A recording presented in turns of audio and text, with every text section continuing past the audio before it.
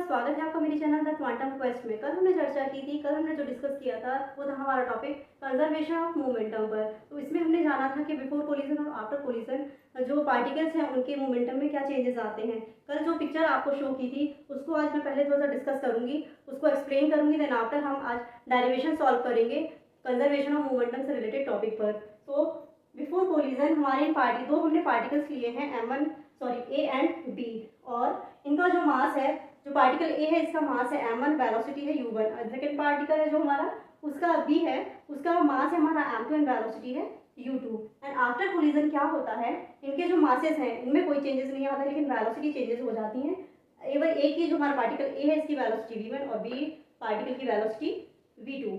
सो जब इनमें कोलिजन होगा तो क्या होगा, पार्टिकल ए भी पार्टिकल बी पर फोर्स अप्लाई करेगा एंड पार्टिकल बी भी पार्टिकल ए तो करेगा ही। जब दोनों टकराए हैं तो जब उसमें टकराव होगा तो बी भी इफेक्टिव होगा, उस पर भी मतलब असर पड़ेगा। तो क्या होगा, बी भी अपने तरीके से अपने ऊपर जो भी दबाव आया है, जो भी टकराव हुआ है उसके कारण उस पर भी फर्स्ट पार्टिकल भी फोर्स अप्लाई करेगा। So when the force at A of the particle B, तो क्या है, पार्टिकल ए है जो हमारा पार्टिकल बी पे फोर्स अप्लाई कर रहा है, सो एफ ए भी हो जाएगा क्योंकि ए पार्टिकल बी पे कर रहा है। सो एफ ए भी equal mass into acceleration. Force हमारा क्या होता है, मास इंटू एक्सेलरेशन, और एक्सेलरेशन क्या है, change in velocity with respect to time. जो ये हमारा पार्ट है m2 के साथ में v2 minus u2 upon t, ये हमारा क्या हो जाएगा, एक्सीलरेशन। सो एफ ए भी इक्वल हो गया m2 v2 minus u2 upon t। And जब हमारा पार्टिकल बी है, अब टकराया है तो ये भी फोर्स अप्लाई करेगा, तो इसने जब फोर्स अप्लाई किया सो एफ बी ए हो जाएगा क्योंकि बी पार्टिकल ए पार्टिकल पर फोर्स अप्लाई कर रहा है। सो एफ बी इक्वल हो जाएगा m1 किस पर कर रहा है, ए पर। सो ए का हमारा मास क्या है, m1। So m1 v1 minus u1 upon t।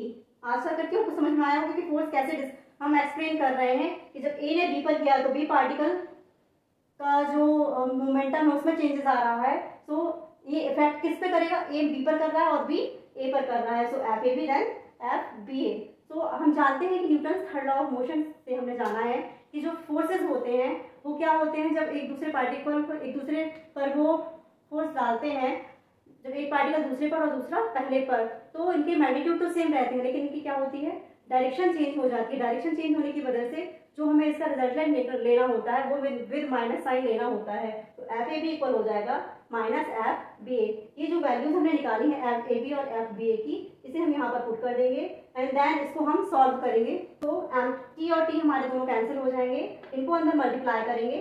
So m2 v2 minus m2 u2 equal with minus sign यहाँ पर भी हम मल्टीप्लाई करेंगे, minus m1 v1 plus minus minus plus हो जाएगा। सो m1 u1, इसको हम रीअरेंज कर देंगे, ये जो फॉर्मूला है इसको हम रीअरेंज करेंगे। सो m1 u1 plus m2 u2 equal हो जाएगा m1 v1 plus m2 v2। सो ये जो पार्ट है हमारा फर्स्ट, जो हमारा लेफ्ट हैंड साइड वाला पार्ट है m1 u1 plus m2 u2, ये हमें इसमें क्या शो कर रहा है, कल हमने पढ़ा भी था जब आफ्टर कोलिजन हुआ था एंड बिफोर कोलिजन। तो ये जो m1 u1 plus m2 u2 है, तो this is before collision m1 v1 plus m2 v2, ये हमारा है आफ्टर कोलिजन मोमेंटम।